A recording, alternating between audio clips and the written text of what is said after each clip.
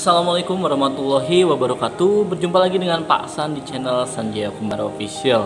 Hari ini insya Allah Pak San akan menjelaskan terkait dengan salah satu ranah psikologi, yaitu self esteem. Apa itu self esteem?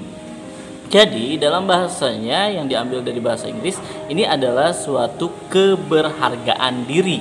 Jadi di saat kita mulai berproses dalam kehidupan untuk menumbuhkan sisi personal kita agar muncul di hadapan orang lain dan juga dapat terkendalikan atau terkelola dengan baik, kita pun harus dapat menjaga self esteem ini.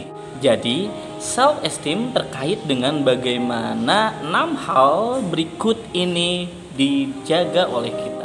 Pertama, mulailah untuk rutin berbicara hal-hal positif dan baik terhadap diri sendiri. Ini adalah salah satu bentuk aktivitas yang biasa kita sebut dengan positive talk.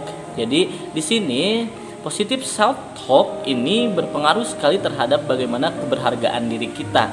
Dari itu pastikan kita lebih sering bukan hanya merenung tapi juga membicarakan terkait hal-hal positif terhadap diri kita sendiri agar kita dapat termotivasi untuk selalu menghargai diri kita.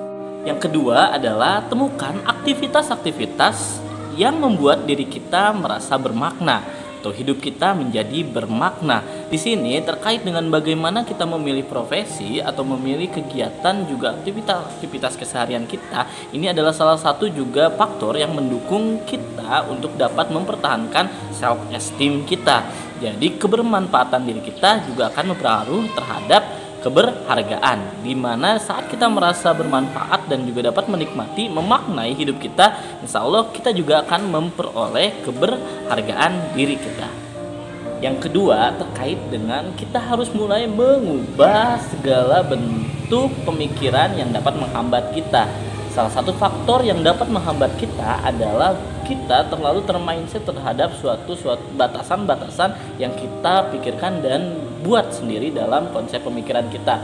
Contoh, seperti saya tidak akan bisa berbisnis, seperti saya tidak akan bisa menjadi seseorang yang maju, seperti saya tidak akan bisa masuk ke salah satu bidang tertentu.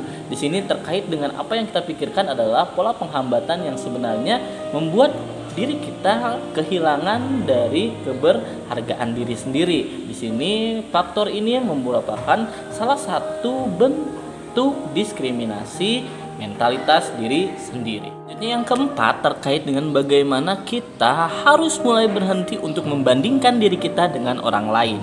Jadi pembanding itu adalah salah satu bentuk ketidakpercayaan diri kita, dan ini juga akan sangat mengurangi keberhargaan diri. Jadi self esteem kita akan sangat terganggu jika kita terlalu sering membandingkan diri kita dengan orang lain, proses-proses dan juga apa yang kita hasilkan dengan apa yang sudah dilalui orang lain dan juga dihasilkan orang lain. Pada dasarnya keberhargaan diri muncul saat kita mampu untuk mulai menghargai diri kita sendiri.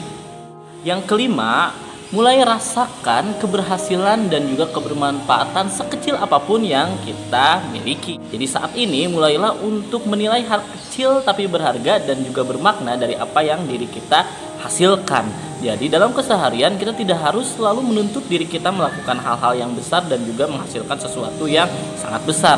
Di sini kembali saat kita mampu menilai hal kecil dan juga menghargainya, di situ adalah titik di mana kita akan kembali kepada keberhargaan diri kita yang maksimal.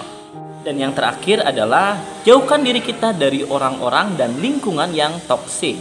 Toksik atau racun adalah orang-orang dan lingkungan yang tidak mampu untuk mensupport kita secara positif. Di sini kembali bukan lingkungan yang selalu memberikan pujian dan segala hal yang baik terhadap kita, tapi di mana lingkungan itu selalu dapat untuk mensupport kita dan mengertikan kita juga dalam konsep memberikan pendidikan kepada diri kita, memberi masukan, memberi suatu rekomendasi dan lain hal. Itu adalah salah satu bentuk lingkungan yang baik, di mana lingkungan yang toksik selalu memberikan tekanan, pressure dan juga selalu menuntut diri kita untuk tidak menjadi diri kita sendiri dan kehilangan keberhargaan diri kita.